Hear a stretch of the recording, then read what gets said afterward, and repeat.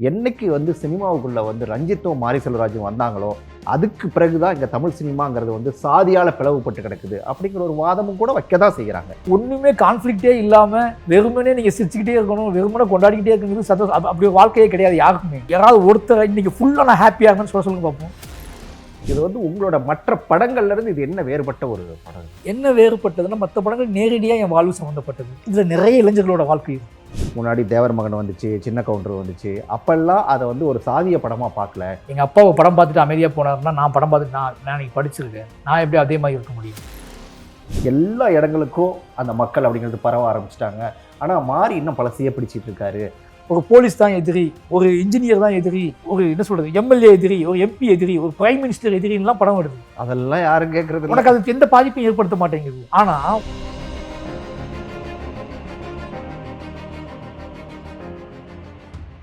வணக்கம் சார். வணக்கம். தீபாவளி வாழ்த்துக்களோட ஆரம்பிக்கலாமா?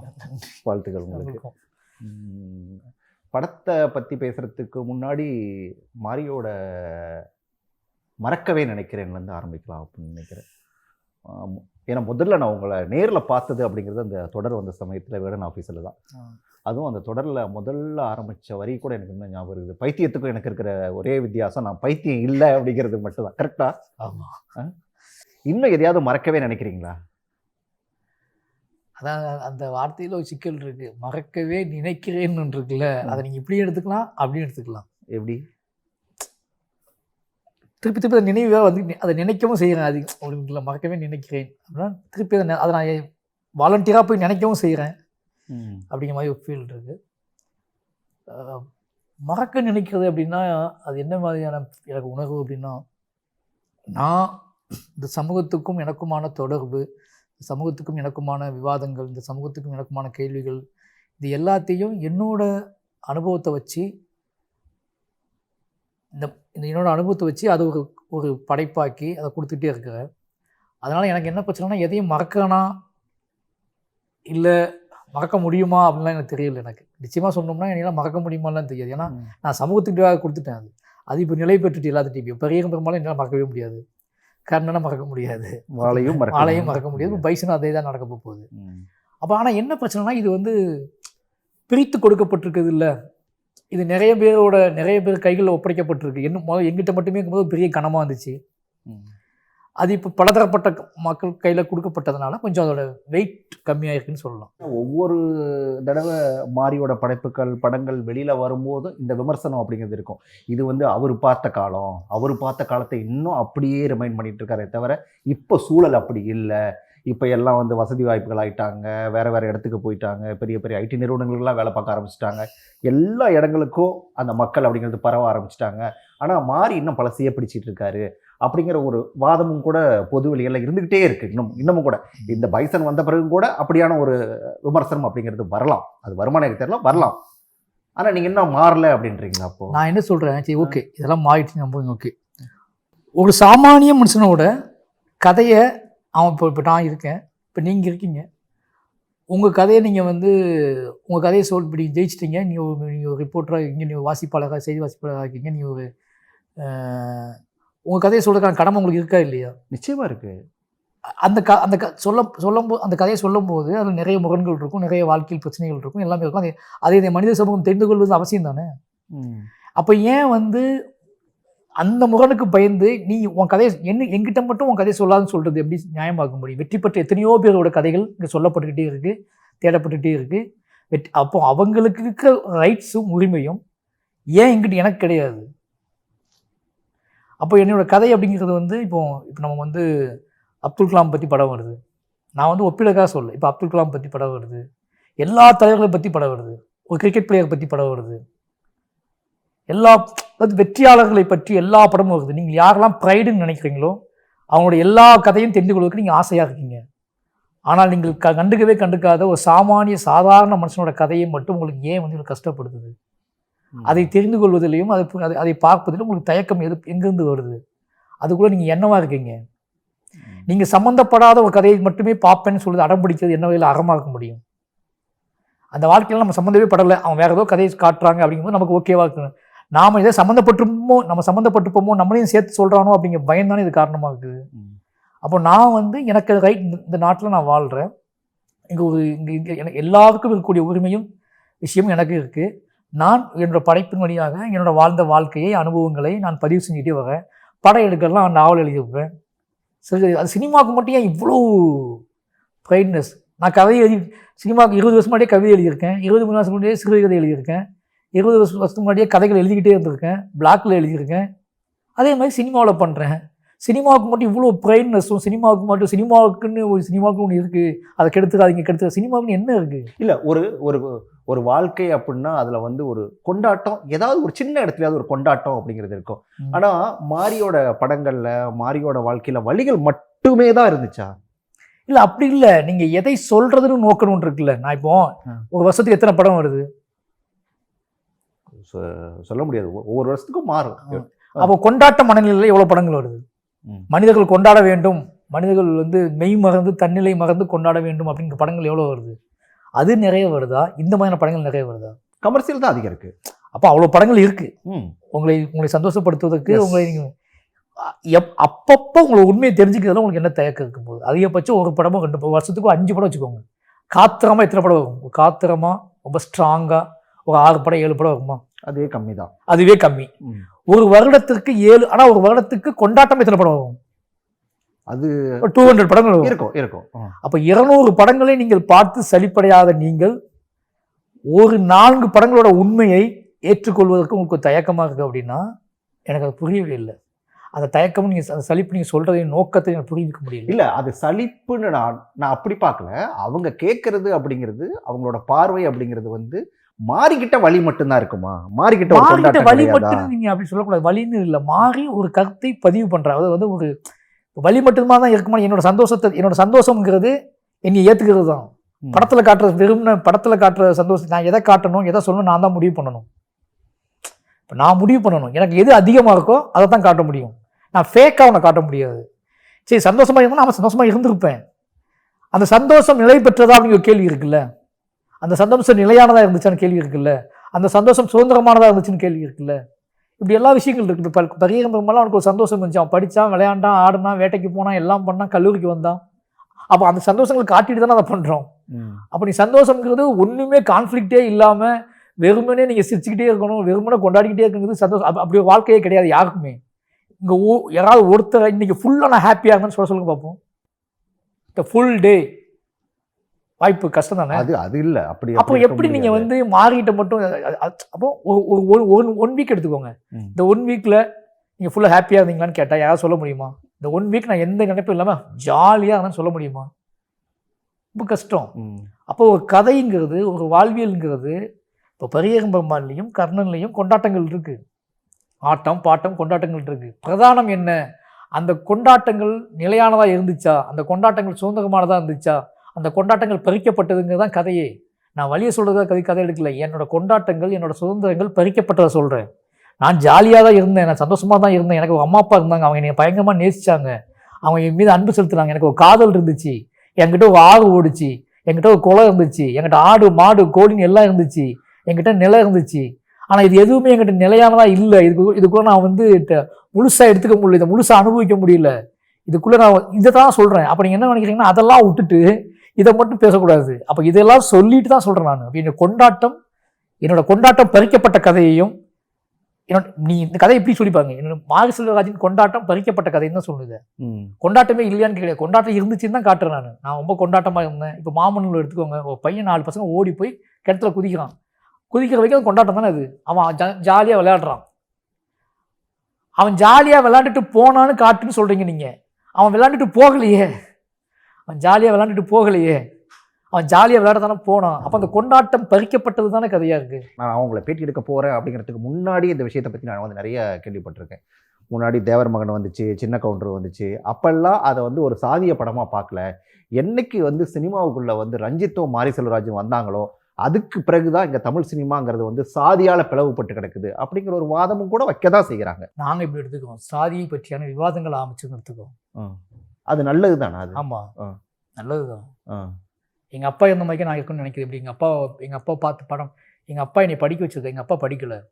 எங்கள் அப்பா படம் பார்த்துட்டு அமைதியாக போனார்னா நான் படம் பார்த்துட்டு நான் இன்னைக்கு படிச்சிருக்கேன். நான் எப்படி அதே மாதிரி இருக்க முடியும்? எங்கள் அப்பா என்னை படிக்க வச்சது எங்கள் அப்பா மாதிரி இருக்கிறதாக இல்லை, எங்கள் அப்பாவுடன் ஒரு வருஷனாக மாறுறதுக்கு, எங்கள் அப்பாவோட கனவை சரி செய்கிறதுக்கு. புரியுதா உங்களுக்கு? இது வந்து ரொம்ப ரொம்ப அபத்தமான அறமற்ற பதில் கேள்விகள். இந்த கேள்விகள் எல்லாமே அறமற்ற கேள்விகள். இந்த கேள்வியில் எந்த வகை நியாயமும் கிடையாது. உங்கள் அப்பா இது இப்படி மாற்றி சொல்லிப்பாங்க, உங்கள் அப்பா காலத்தில் இது இல்லைன்னு சொல்லிப்பாங்க, உங்கள் அப்பா காலத்தில் இந்த படங்களை யாருமே எதிர்க்கலை, இப்படியான படங்களே வரல, இப்படியான விவாதங்களே நடக்கலை அப்படின்னா எங்கள் அப்பா என்னவா இருந்திருக்காரு? எங்கள் அப்பா பேசவே இல்லைன்னு சொல்கிறாங்க அவங்க. உங்கள் அப்பா நிமிர்ந்து பார்க்கவே இல்லைன்னு சொல்கிறாங்க. உங்கள் அப்பா பாடவே இல்லைன்னு சொல்கிறாங்க. உங்கள் அப்பா இதுதான் அவங்க சொல்கிற மீனிங். எதுக்கு என்னையை படிக்க வச்சுருக்கேன் எங்கள் அப்பா, நான் நிமிர்ந்து பார்க்குறேன், நான் பேசுகிறேன், நான் எங்கள் அப்பாவை பற்றி சொல்கிறேன், கதை சொல்கிறேன், எங்கள் அண்ணனை பற்றி கதை சொல்கிறேன், என்னை பற்றி கதை சொல்கிறேன், அதுக்கான வாய்ப்பை எனக்கு கல்வி கொடுத்துருக்கு, இதை நான் செஞ்சுக்கிறேன். இதில் என்ன பிரச்சனை?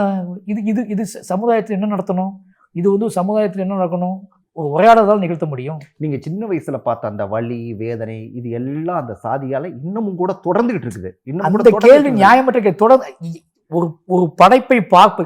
இன்னைக்கு இவ்வளோ வரலாறு படிக்கிற நீங்கள் அது இருந்தால் தான் நான் பார்ப்பேன்னு சொல்லி என்ன நியாயமாக இருக்க முடியும்? இருந்துச்சுங்க, உண்மை தானே.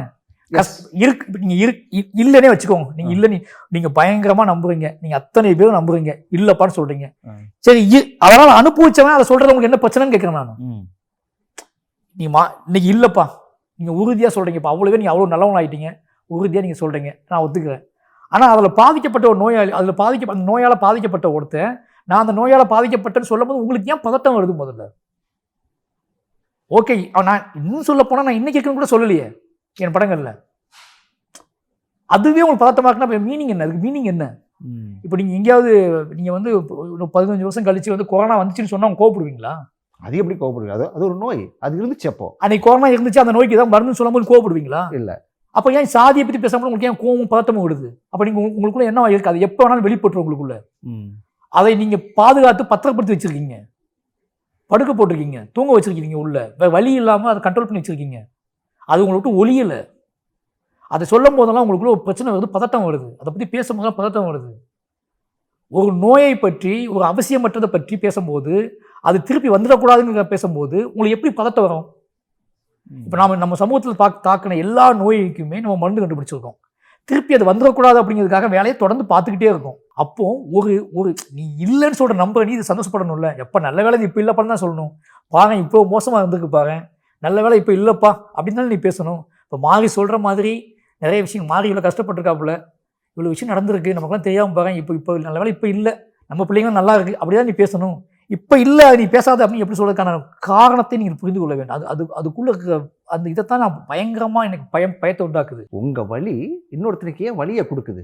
இது ஏன் இதை எடுத்தாரு, இதை ஏன் எடுத்தாரு, இதை ஏன் செஞ்சாரு, தெரியும். அதான் சொல்றேன், அந்த கேள்வி ஏன் திரும்ப என்கிட்ட ஏன் கேட்குறீங்க?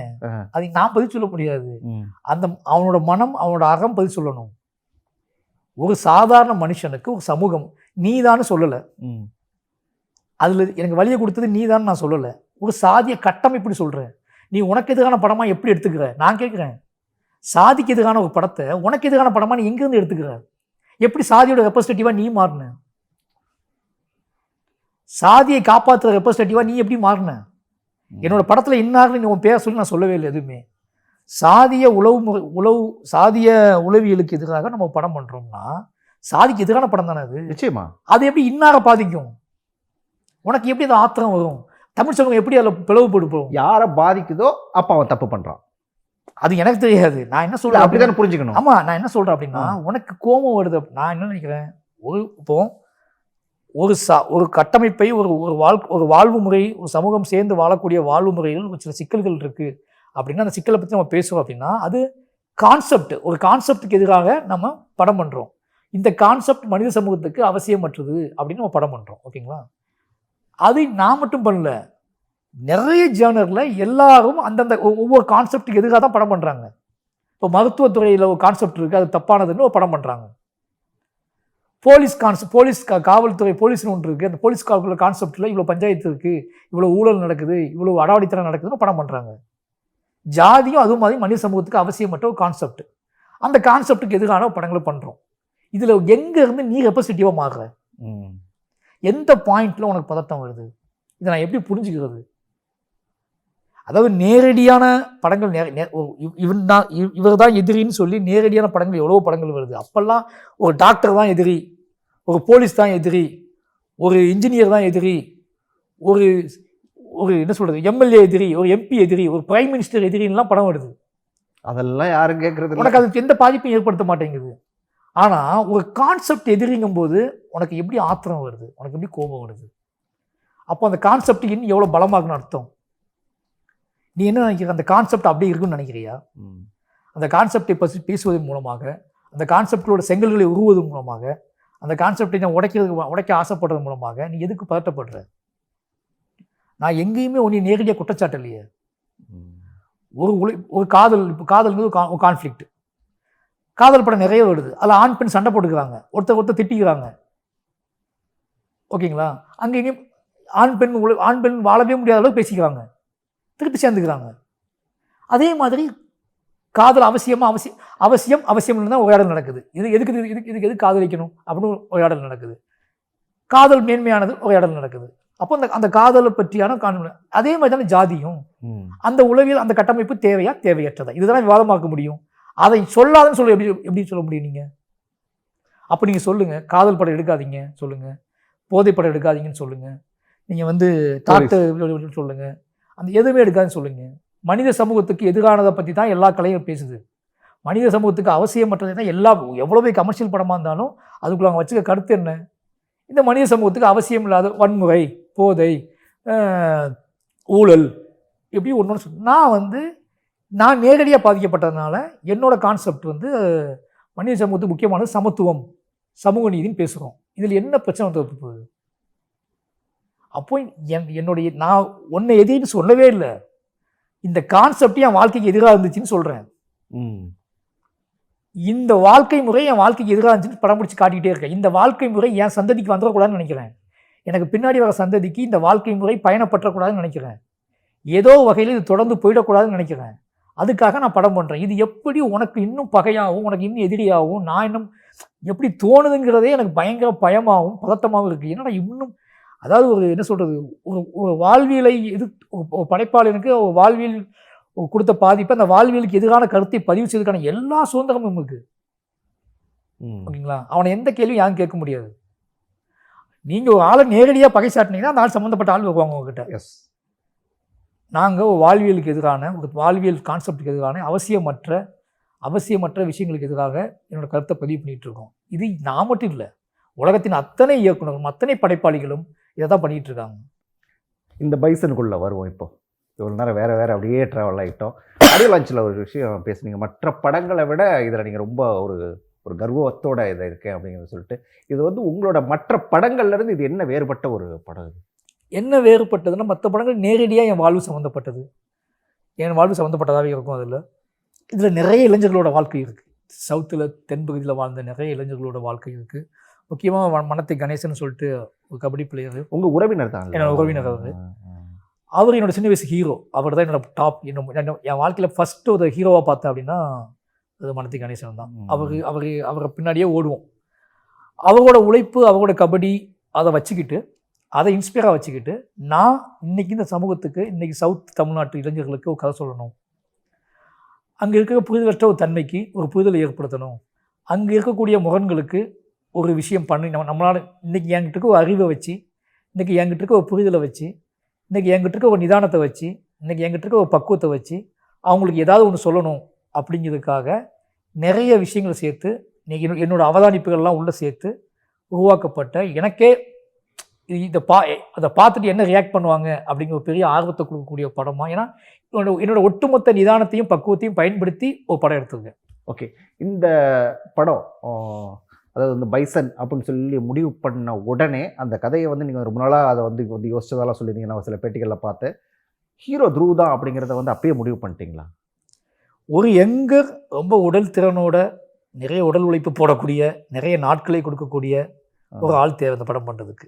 அப்போ துருவ் வர்றாப்புல, துருவ்கிட்ட இவ்வளவு சொல்லப்படுது, அவர் ரெடியாக இருக்காப்புல, அப்படி ஆரம்பிச்சது தான். ரொம்ப ஒரு லாங் டைமில், ரொம்ப லாங் டைம். ஏன்னா இந்த படம் பார்க்கும்போது உங்களுக்கு தெரியும், அந்த லைஃப் தேவைப்பட்டுச்சு. ஏன்னா கபடி ஒரு என்ன சொல்கிறது, முழுக்க முழுக்க பிறந்ததுலேருந்தே கபடி வெறி ஊறி போன ஒருத்தரோட கதையை பண்ணுறோம், அந்த அந்த கதையை அந்த அந்த வாழ்வியலை படம் பண்ணுறோம் அப்படிங்கும்போது டோட்டலாக துருவுக்கு அது ஆப்போசிட்டு, அது எங்கேயோ இருக்குது. அப்போ அந்த ஆட்டிடியூட், அந்த உடல் மொழியெல்லாம் வர்றதுக்கு கொஞ்சம் டைம் எடுத்துச்சு. அப்போ அது இல்லைன்னா அந்த படத்தை பண்ண முடியாது. நானும் சொன்னேன் அவங்ககிட்ட, இதுக்கு ஒரு டைம் எடுக்கும், அது பார்த்துக்கோங்க, இல்லைன்னா நம்ம வேறு கதை பண்ணுவோம், இந்த படத்தை பண்ண முடியாது அப்படின்னு சொன்னேன். ஆனால் அவங்களும் விருப்பப்பட்டாங்க, துருவ விருப்பப்பட்டாங்க. ரஞ்சித்தனும் வந்து இதை பண்ணுறா இப்போ பண்ணுறான்னு. நானும் என்னையை பொறுத்த வரைக்கும் என்னோட ட்ரீம் ப்ராஜெக்ட் மாதிரி தான். இதை நான் வந்து இதை வந்து கரெக்டாக பண்ணணும். நான் சொன்னது இதுதான் சொன்னேன், இந்த படம் நான் பண்ணணும்னா நான் விட்டு கொடுக்க மாட்டேன், காம்ப்ரமைஸ் ஆக மாட்டேன், இவ்வளோ உழைப்பை போட்டால் தான் அந்த படத்தை எடுப்பேன். இல்லை சும்மா அப்படியே எடுத்து விட்டுனே என்னால் எடுக்க முடியாது, எனக்கு அவ்வளோ வேலை செய்யணும் இந்த படத்துக்குள்ளே அப்படின்னு சொல்லி தான் இந்த படம் எடுக்கப்பட்டுச்சு. அதனால தான் கொஞ்சம் ப்ராசஸ் ஜாஸ்தி ஆகிடுச்சு. இல்லை நீங்கள் அதில் கூட இன்னொரு பேட்டியில் கூட கவனிச்சேன், இதே படத்தை இன்னும் ஒரு 5 வருஷம் கழிச்சு நான் நினச்சா முடியாது, பண்ண முடியாது, ஏன் உடம்பே போயிடும். ஆமாம், உங்கள் உடம்பே போயிடும். ஒவ்வொரு சீனும் இதை இப்படி பண்ணு, ஒவ்வொரு இன்ச்சு பை இன்ச்சாக நான் வந்து நான் பண்ணது தான் துருவ் பண்ணிருக்காரு அப்படின்னு சொல்லி சொன்னேன். நீங்களே பண்ணலாம், நீங்கள் அது அந்த மாதிரி யோசிக்கலாம் இல்லையா? நான் நடிக்கிறேன், எனக்கு ஏன்னா இப்போ எல்லா இயக்குநர்களுமே நடிகர் ஆகிட்டாங்க. எனக்கு தெரில, நடிக்கிறது மேலே ஆசை வைக்கிற காரணம், நீங்கள் நடிகராகிட்டீங்க அப்படின்னா உங்களுக்கு கண்மூடித்தனமாக நம்பக்கூடிய 1000 பேருக்கு உருவாக்கணும். நீங்கள் அது அவசியம் மட்டும் நினைக்கிறேன் நான்.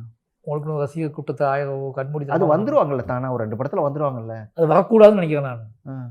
என்னோட கருத்துவாதங்கள் ரசிகர்கள் இருக்கிறது என்ன தப்பா என்ன?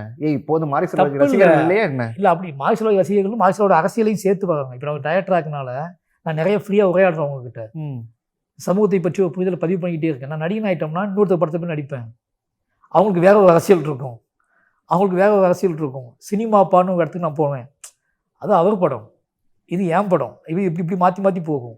அப்போ என்ன ஆகும்னா, ஏதோ வகையில் எல்லாத்தையும் ஏற்றுக்கிற, நம்ம என்ன பண்ணாலும் கொண்டாடக்கூடிய ரசிகர்கள் நம்ம உருவாக்கணும். வெறுமன ரசிகர்கள், அரசியல் புரிதற்ற வெறுமன ரசிகர்களை உருவாக்கணும். அந்த மாதிரி விஷயங்கள் எனக்கு செட் ஆகாதுன்னு எனக்கு தோணுது. முழுசாக நம்மளோட மனநிலையை நம்மளோட சார்ந்து நம்மளோட ஓன் ப்ராசஸ்லேயே இருக்கிறது பெட்ரு. இப்போ இயக்குனராக இருக்கிறனால எனக்கு என்ன ஆகுதுன்னா, நான் என்னவா இயங்கணும், என்னவா வாழ ஆசைப்படுறனோ, என்னவா பேச ஆசைப்படுறனோ அதுவாகவே பேசிக்கிட்டு இருக்கேன். இன்னொரு படத்தில் நடிக்கணும், இப்போ இந்த படம் நடிக்கணும்னு வச்சுக்கோங்களேன், இன்னொரு படத்தில் நான் ரொம்ப கண்ட்ரோலாகவே இருக்கணும், அமைதியாகவே இருக்கணும். அவங்க சொல்கிறது எப்படி பார்த்தா அவங்க பிஸ்னஸ் பண்ணுறாங்க, பணம் போடுறாங்க, அவங்களுக்கு நேர்மையாக இருக்கணும்ல. அப்படி தானே எல்லா ஹீரோவும் இருக்காங்க. அது நமக்கு செட் ஆகாதுன்னு எனக்கு தோணுது. இப்போ தான் அந்த இதாக இல்லை, இனிமேல் நடிப்பே வேணாங்கிற ஒரு முடிவுக்கு வந்துட்டீங்களா, இல்லை காலம் முடிவு பண்ண அப்புறம் பார்த்துக்கலாம் அப்படிங்கிற அந்த ஒரு மனநிலையில் இருக்கு? அந்த பயம் இருக்குன்னு சொல்கிறேன். நீங்கள் நடிக்க போனீங்க, நடிக்க இப்போ என் படத்தையும் நடித்தா ஓகே, எனக்கு உங்களுக்கு நீங்கள் சொல்கிற மாதிரி அப்படி என் படத்தில் சில கதைக்கு யாருமே செட் ஆகலை அப்படின்னா என் படத்தில் நடிக்க வாய்ப்பு இருக்குது, நான் உங்களை நடிக்கலாம். அப்படி தோணி என்ன சொல்கிறது, யாருமே இல்லை, யாருமே பண்ண மாட்டேன்றாங்க, அப்படி பண்ணலாம். ஏன்னா நான் என்னோட கருத்துலேயே நடிப்பேன். அதை இன்னொருத்தர் கதைக்குள்ளே, இன்னொருத்தரோட வாழ்க்கைக்குள்ளே, இன்னொருத்தரோட அரசியலுக்குள்ளே நான் எப்படி அடாப்ட் ஆவேன், அவங்களோட சினிமாக்குள்ளே எப்படி அடாப்ட் ஆவேன், ஒரு நடிகராக நம்மளால் அடாப்ட் ஆக முடியுமா அப்படிங்கிற பெரிய பயம் வந்து எனக்கு இருக்குது. நம்ம வந்து நம்மளோட எவ்ரி ஃப்ரேமையும் நான் வந்து மைண்டில் வச்சுருப்பேன், அது அவங்கள டிஸ்டர்ப் பண்ணும், அவங்களோட உழைப்பை, அவங்களோட கனவை நம்ம போய் டிஸ்டர்ப் பண்ண மாதிரி இருக்கும். நிறைய பேர் கேட்டாங்க, நான் உண்மை அதுதான், நிறைய நண்பர்களே கேட்டாங்க, ஃப்ரெண்ட்ஸ் கேட்டாங்க, சும்மா படம் பண்ணலாம் அப்படின்னு கேட்டாங்க.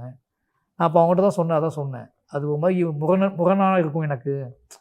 எவ்ரி ஃப்ரேம் நான் கவனிச்சிக்கிட்டே இருப்பேன், இது என்ன வைக்கிறாங்க, இது எங்கே என்ன வைக்கிறாங்க அப்படின்னு சொல்லி. நான் ஏதாவது பொலிட்டிக்கல் கரெக்ட்னஸ் அதிகமாக பார்ப்பேன், இது ஒரு சிக்கலாக வரும், எதுவும் தேவையில்லாத அப்படின்னு. துருவ்கிட்ட வேலை வாங்குறதுங்கிறது ரொம்ப சிரமமாக இருந்துச்சா, இல்லை ரொம்ப ஈஸியாக தான் ஃபீல்? இல்லை, நீங்கள் யார் வந்தாலும் சரி, ஒருத்தவங்க முழுசாக நம்பிட்டாங்கன்னா அவங்களோட வேலை வந்து ஈஸி. துருவ் வந்து நீ முழுசாக நம்பணும். கிட்டத்தட்ட ஒரு அப்பா ஸ்தானம் கொடுத்து நீங்கள் என்ன சொன்னாலும் நான் செய்ய ரெடி, நான் உங்களை நம்புகிறேன். அந்த நம்பிக்கைக்கு நான் ஒரு பரிசு, அதான் பைசன் காலமாடன்.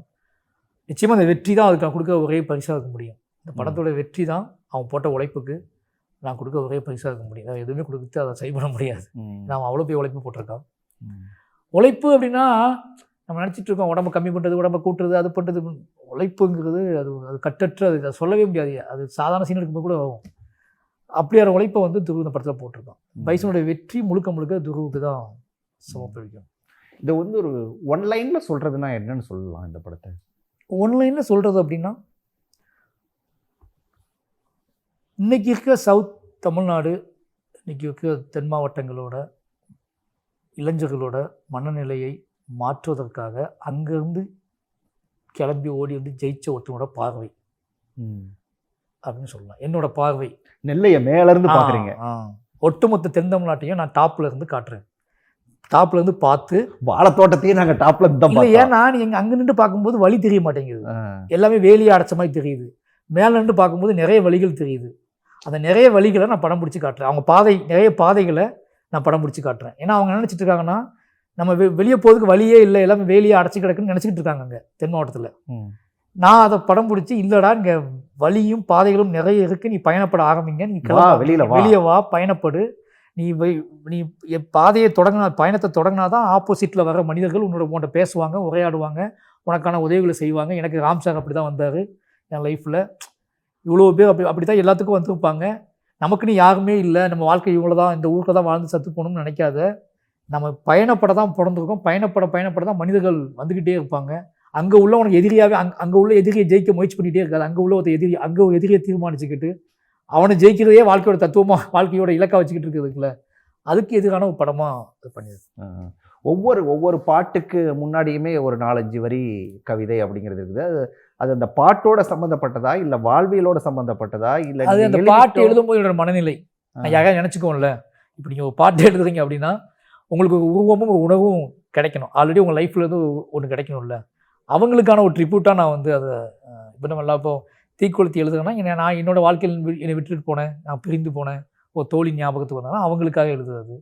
இப்போ எங்கள் அப்பா இப்போ சீனிக்கல் பாட்டு எழுதும்போது எங்கள் அப்பாவை நினச்சிட்டு அந்த பாட்டு எழுதுனேன். அப்போ என்ன ஆகுதுன்னா நம்மளோட சரி அந்த கதைக்கு ஏற்ற மாதிரி ஒரு பாட்டு எழுதிட்டோம். ஆனால் அதோட உள்ளுணர்வு என்ன அப்படின்னு கேட்டால் எங்கள் அப்பாவோட ஃபீல், என்னோட காதல், என்னோட கோபம், ஆத்திரங்கள் ஒன்று இருக்குல்ல, அதை நான் எனக்கு பிடிச்ச மாதிரி ஒரு ட்ரிபியூட்டாக அதை எழுதி வச்சுக்கிறேன். அவ்வளோதான். சத்யன் அந்த பாட்டுக்குள்ள எப்படி கொண்டு வந்தீங்க? திடீர்னு ட்ரெண்ட் ஆனாரு, பார்த்தா உங்கள் பாட்டில் வராரு. இல்லை, அந்த பாட்டு தென்னாட்டு பாட்டு நாங்கள் ரெடி பண்ணி வச்சுட்டு இருக்கும்போது இது யார் பாட வைக்கலான்னு யோசிச்சுட்டே இருந்தபோது என் மனைவி தான் சத்யன் அவங்க இந்த அப்போ அவன் ட்ரெண்ட் ஆகிட்டுக்கான்னு எனக்கு தெரியாது. அப்போ என் மனைவி என்ன அனுப்புனாங்கன்னா, நிறைய பேர் கமெண்ட்ல வந்து அந்த சத்யனோட பாட்டில் வந்து அந்த சாயல் என்னோட முக சாயல் மாதிரி இருக்குன்னு சொல்லி போட்டாங்க. சத்யன் சின்ன வயசுல மாரிசெல்வராஜ் மாதிரி இருக்காரு ஆள் அப்படின்னு சொல்லி போட்டாங்க. அதை என் ஒய்ஃப் எனக்கு அனுப்புனாங்க. அப்போ பார்த்துருக்கும்போது வாழை படம் பார்த்துட்டு சத்யன் வந்து பெரிய கட்டுரை எழுதியிருக்காப்புல வாழையப்போ, அதையே அனுப்புனாங்க எனக்கு நிறைய பேர். அப்போ அவர் பாடின பாட்டெல்லாம் அனுப்புனாங்க.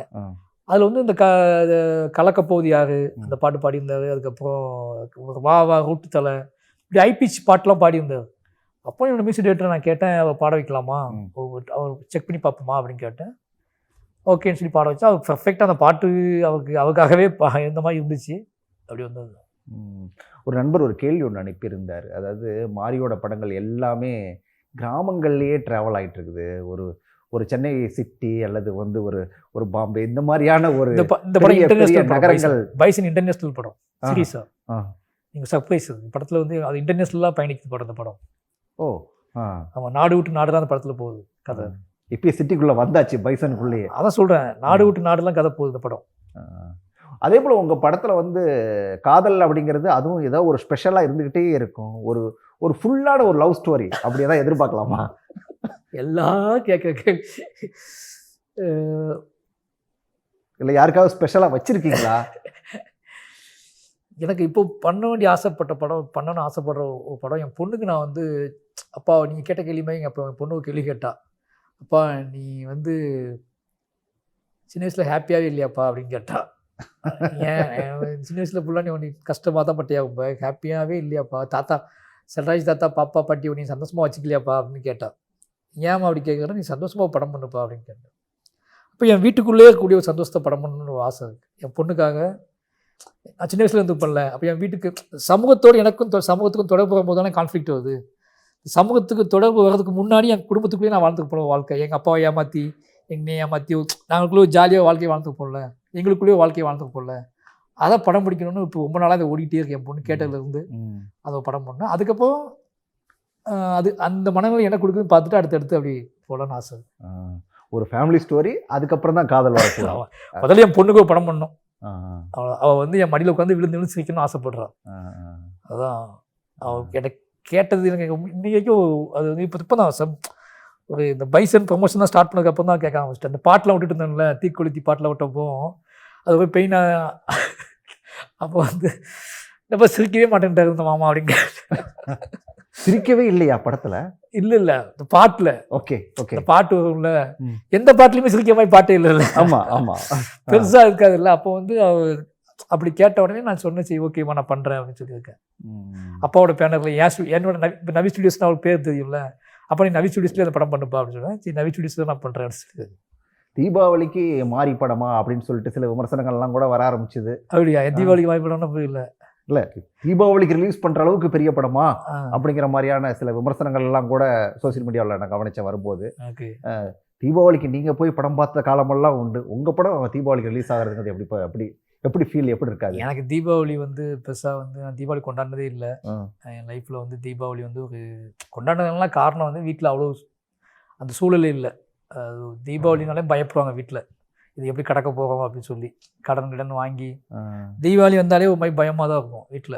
அந்த அந்த கடனே வந்து பெரிய கடனாக வீட்டில் இருக்கும். அவ்வளோ மோசமான சூழலில் வளர்ந்துக்கேன் நான். அப்போ சென்னை வந்துட்டேன் 20 வருஷமாக. சென்னை வந்ததுக்கப்புறம் தீபாவளிக்கு ஊருக்கு போகவே மாட்டேன். நல்லா தூங்கினோம்னா எந்திரிச்சு வரும்போது தீபாவளி கிராஸ் பண்ணி போயிருக்கோம். அவன் கவிதை கூட எழுதியிருப்பேன், அதுதான் என்னோட பால்ய நண்பனின் அகால மரணத்தை போல தீபாவளி கடந்து செல்கிறது அப்படின்னு எழுதியிருப்பேன். அதிகபட்சம் தீபாவளியை பற்றி யோசிக்கும் போது படம் பார்க்க தான் நம்ம ஃபர்ஸ்ட் ஷோ பார்க்க போயிருக்கோம், அந்த தீபாவளிக்காக கிராஸ் பண்ணுறதுக்கு. பட் இந்த வருஷம் இந்த தீபாவளியை நான் வந்து எப்படி பார்க்குறேன் அப்படின்னா, தீபாவளிங்கிற வார்த்தையை ரொம்ப நாளாக தீபாவளி வரதுக்கு முன்னாடி நான் உச்சரிச்சுக்கிட்டே இருக்கேன். படம் எப்போ ரிலீஸ் ஆகுது, தீபாவளி தீபாவளி தீபாவளின்னு பேசிக்கிட்டே இருக்கேன். ஒவ்வொரு டைமும் ஏதாவது தீபாவளி தீபாவளி டைப் பண்ணிகிட்டே இருக்கேன். அப்படி பார்க்கும்போது இந்த தீபாவளி கிட்டத்தட்ட ஒரு 2 மாதமாகவே நான் தீபாவளிங்கிற வார்த்தையை உச்சரிச்சுக்கிட்டே இருக்கேன். அப்போ என் லைஃப்பில் ஒரு முக்கியமான தீபாவளியாக இது மாறிடுச்சு. கிட்டத்தட்ட ஒரு தலை தீபாவளி மாதிரி கிட்டத்தட்ட அப்படி சொல்லலாம். இது ஒரு தலை தீபாவளி மாதிரி மாறிடுச்சு. ஓகே. ஆனால் இந்த தீபாவளி நான் ரொம்ப ஸ்பெஷலாக பார்க்குறது என்னென்னா, இந்த லைஃப்பில் ஃபஸ்ட் டைம் ஒரு சினிமாவில் ஒரு ஜென்ரேஷன் ஃபார்ம் ஆகுதை பார்க்குறேன் நான். இப்போ ரஜினி சார், கமல் சார் இப்படி தானே ஆரம்பிச்சுருப்பாங்க ஒரு தீபாவளியை, சின்னதாக ஆரம்பிச்சுருப்பாங்கல்ல, அதை நம்ம பார்க்கலல்ல. இப்போ துருவ் படம் வருது, பிரதீப் அவரோட படம் வருது, கைஸ் கல்யாண் படம் வருதுங்கும் போது இது பயங்கரமாக சந்தோஷமாக இருக்கிற ஒரு புதுசாக புதுசாக ஒரு ஜென்ரேஷன் வந்து ஸ்டார்ட் பண்ண போகுது. இது அப்படியே அடுத்த தலைமுறைக்கு மாற போகுது இல்லை. அந்த தீபாவளி ஸ்பெஷலாக தெரியுது எனக்கு. அது ரொம்ப ஸ்பெஷல். இந்த 3 படமும் ஹிட் ஆச்சு அப்படின்னா, இந்த 3 படம் ஓடிடுச்சு, மக்கள் ஏற்றுக்கிட்டாங்க அப்படின்னா, நெக்ஸ்ட் ஜென்ரேஷன் ஏற்றுக்கிட்டாங்கன்னு அர்த்தம். நெக்ஸ்ட் ஜென்ரேஷன் ஸ்டார்ட் ஆகிடும். இப்போ ரஜினி சார், கமல் சார் இப்படி தான் ஸ்டார்ட் பண்ணியிருப்பாங்க. எம்ஜிஆர் சிவாஜி இருக்கும்போது ரஜினி சார், கமல் சாருக்கு இப்படி தீபாவளி வந்துருக்கும். அதுக்கப்புறம் விஜய் அஜித்துக்கு இப்படி தீபாவளி வந்துருக்கும். இப்போ நெக்ஸ்ட் ஜென்ரேஷனுக்கு ஒரு தீபாவளி வந்திருக்கு. இந்த 3 படமே பிளாக் பஸ்டர் ஆயிடுச்சு. இந்த 3 படம் மக்கள் கொண்டாடிட்டாங்க, இது தீபாவளிக்கான படங்கள் அப்படின்னு சொல்லிட்டாங்கன்னு வச்சுக்கோங்களேன். அவ்வளோதான். நீங்கள் அடுத்தடுத்து அவங்க பயப்படாமல் ஆரம்பிச்சுக்குவாங்க. அப்போ நெக்ஸ்ட் ஜென்ரேஷன் ஃபார்ம் ஆகிடும். ஒரு இந்த தீபாவளியோட ஸ்பெஷல் என்ன அப்படின்னு கேட்டால், ஒரு முக்கியமான துறையில், ஒரு முக்கியமான சினிமா மக்களால் கொண்டாடப்படுகிற ஒரு துறையில் ஒரு நியூ ஜென்ரேஷன் நம்ம கண்ணுக்கு முன்னாடி ஃபார்ம் ஆகுது. அவங்க 3 பேர் புகைப்படங்கள் மட்டுமே வச்சு இந்த தீபாவளி யோசிக்கப்படுது. அப்படிங்கும்போது இது பயங்கரமான ஒரு சந்தோஷமான ஒரு விஷயமா நான் பார்க்குறேன். இந்த தீபாவளி ஸ்பெஷல் ஏன் படம் வர்றது கிடையாது, ஒரு நியூ ஜென்ரேஷன் ஃபார்ம் ஆகி வர்றது ரொம்ப ஹாப்பியாக இருக்குது. அப்பாவுக்கு கடைசி படம், பையனுக்கு ஃபர்ஸ்ட் படம், எப்படி ஃபீல் பண்ணுறீங்க? எந்த பையனுக்கு? அது எந்த பையனுக்கு நீங்களே சொல்லுங்கள். இல்லை நான் அது இப்போ 2 வருஷம் தனுஷா படம் தான் பண்ணுறேன். இல்லை தனுஷ் சார் தான் அது எல்லாருக்கும் தெரியும். இன்னொன்றும் ஓடிட்டு இருக்கு, அப்பாவுக்கு கடைசி படம், பையனுக்கு ஃபர்ஸ்ட் படம் ஓடிக்கிறது. இல்லை உதய் சார் வந்து எனக்கு ரொம்ப என் மீது பெரிய மரியாதை வச்சிருக்கிற ஒரு ரொம்ப நெருக்கமான ஒரு அன்புன்னு வச்சுக்கலாங்க. 2 பேருக்கும் அந்த அன்பு எப்படி நடந்துச்சுன்னே தெரில. அந்த அன்புக்கு என்ன சொல்கிறது, அந்த அன்பை என்னால் வந்து புரிஞ்சிக்கவே முடியல. அவ்வளோ போய் அன்பு வச்சுருக்கேன் என் மேலே. நான் நிறைய கமிட்மெண்ட்டில் இருக்கிறேன், நிறைய படங்கள் பண்ணிகிட்ருக்கேன். ரெட் ஜெயின்லேயும் எனக்கு ஒரு கமிட்மெண்ட் இருக்குது. ஓகேங்களா, ரெட் ஜெயினில் நான் மாமனன் பண்ண போய் ஒரு கமிட்மெண்ட் இருக்குது. அது யார் ஹீரோயின்லாம் நாங்கள் முடிவு பண்ணணும், பேசி பார்த்து போயிட்டுருக்கு. அது லைன் வரும்போது நான் சொல்கிறேன். இன்பாவை பார்த்தீங்க? நான் அடிக்கடி வீட்டுக்கு போகும்போதெல்லாம் பார்ப்பேன், பேசுவேன். நான் எதுவும் கமிட்டு அது மாதிரி ஆகலை. அவருக்கு ரெடி ஆகலை. இப்போ நீங்கள் தெரியல, மீடியாவில் தான் போடுறாங்க. அவர் படிச்சுட்டு இருக்காரு, பேசிகிட்டு இருக்காங்க, படிச்சுட்டு இருக்காங்க. ஒருவேளை என்ன சொல்கிறது, நிறைய அது அவர் மனசுக்குள்ளேயும் நீங்கள் இருக்கலாம், உங்கள் மனசுக்குள்ளேயும் அவர் இருக்கலாம். அது இன்னும் இதுங்களை தெரியல. சரியான விஷயம் நடந்தால் நடக்கலாம். ஆனால் இப்போதைக்கு அந்த டிஸ்கஷன் நடக்கல, அதுதான் உண்மை. இப்போதைக்கு எங்கிட்ட இந்த டேரக்டாக டிஸ்கஷனும் நாங்கள் 2 பேரும் அப்படி பேசிக்கலாம் செய்யலாம். நாங்கள் ஜாலியாக பேசுவோம், பார்ப்போம், சிரிப்போம், விளையாடுவோம், அந்த மாதிரி தான் போயிட்டுருக்கோம் ஒழிஞ்சு அந்த டிஸ்கஷன்லாம் நடக்கும். பைசன் வரப்போகுது. நாம நிகழ்ச்சியோட நிறைவுக்கு வந்துட்டோம். எல்லாருக்கும் தீபாவளி வாழ்த்துக்களோட அது பேட்டியை முடிச்சா நல்லா இருக்கும்னு நினைக்கிறேன். தீபாவளி லைஃப்பில் ஒரு சிறப்பான தீபாவளி நினைக்கிறேன். அதுக்கான காரணங்கள் உங்களுக்கு தெரியும். பைசன் என்னோட 5வது படம் பைசன் வருது. நிச்சயமாக எனக்கு சிறப்பான தீபாவளி ஆக்கணும் நம்புறேன். அதுமாதிரி உங்களுக்கும் இந்த தீபாவளி சிறப்பான தீபாவளி ஆக்குறதுக்கு என்னோடய வாழ்த்துக்களும் அன்பும். நன்றி. உங்களுக்கு என்னோட தலை தீபாவளி வாழ்த்துக்கள். நன்றி. உடனுக்குடன் செய்திகளை தெரிந்து கொள்ள சன் நியூஸ் பெல் ஐகானை கிளிக் பண்ணுங்க.